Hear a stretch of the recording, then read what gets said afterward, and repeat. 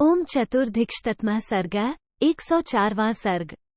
काल का श्री रामचंद्र जी को ब्रह्मा जी का संदेश सुनाना और श्रीराम का उसे स्वीकार करना। महाबली महान सत्वशाली महाराज, पितामह भगवान ब्रह्मा ने जिस उद्देश्य से मुझे यहाँ भेजा है और जिसके लिए मैं यहाँ आया हूँ वो सब बताता हूँ, सुनिए। 1। शत्रु नगरी पर विजय पाने वाले वीर। पूर्वावस्था में अर्थात हिरण्यगर्भ की उत्पत्ति के समय मैं माया द्वारा आपसे उत्पन्न हुआ था, इसलिए आपका पुत्र हूं। मुझे सर्वसंहारकारी काल कहते हैं। 2। लोकनाथ प्रभु भगवान पितामह ने कहा है कि सौम्य, आपने लोकों की रक्षा के लिए जो प्रतिज्ञा की थी वो पूरी हो गई। 3। पूर्व काल में समस्त लोकों को माया के द्वारा स्वयं ही अपने में लीन करके आपने महासमुद्र के जल में शयन किया था। फिर इस सृष्टि के प्रारंभ में सबसे पहले मुझे उत्पन्न किया। 4। इसके बाद विशाल फण और शरीर से युक्त एवं जल में शयन करने वाले अनंत संज्ञक नागर को माया द्वारा प्रकट करके आपने 2 महाबली जीवों को जन्म दिया, जिनका नाम था मधु और कैटब। इन्हीं के अस्थि समूहों से भरी हुई यह पर्वतों सहित पृथ्वी तत्काल प्रकट हुई, जो मेदिनी कहलाई।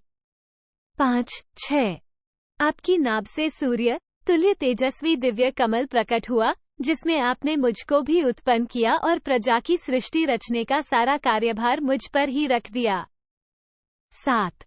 जब मुझ पर यह भार रख दिया गया, तब मैंने आप जगदीश्वर की उपासना करके प्रार्थना की, प्रभो आप संपूर्ण भूतों में रहकर उनकी रक्षा कीजिए, क्योंकि आप ही मुझे तेज, ज्ञान और क्रिया शक्ति प्रदान करने वाले हैं। 8।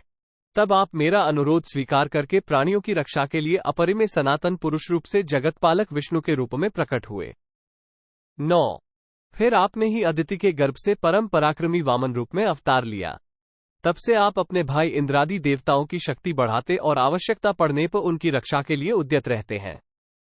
10।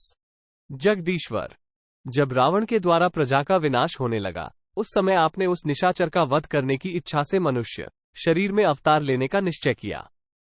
11। और स्वयं ही 11,000 वर्षों तक मर्त्यलोक में निवास करने की अवधि निश्चित की थी। 12। नरश्रेष्ठ, आप मनुष्य लोक में अपने संकल्प से ही किसी के पुत्र रूप में प्रकट हुए हैं।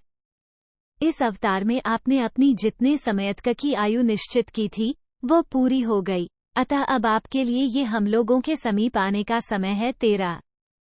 वीर महाराज, यदि और अधिक काल तक यहाँ रहकर प्रजाजनों का पालन करने की इच्छा हो तो आप रह सकते हैं। आपका कल्याण हो रघुनंदन। अथवा यदि परमधाम में पधारने का विचार हो तो अवश्य आवें। आप विष्णुदेव के स्वधाम में प्रतिष्ठित होने पर संपूर्ण देवता सनाथ एवं निश्चिंत हो जाएं, ऐसा पितामह ने कहा है। 14, 15। काल के मुख से कहे गए पितामह ब्रह्मा के संदेश को सुनकर श्री रघुनाथ जी हंसते हुए उस सर्वसंहारी काल से बोले। 16।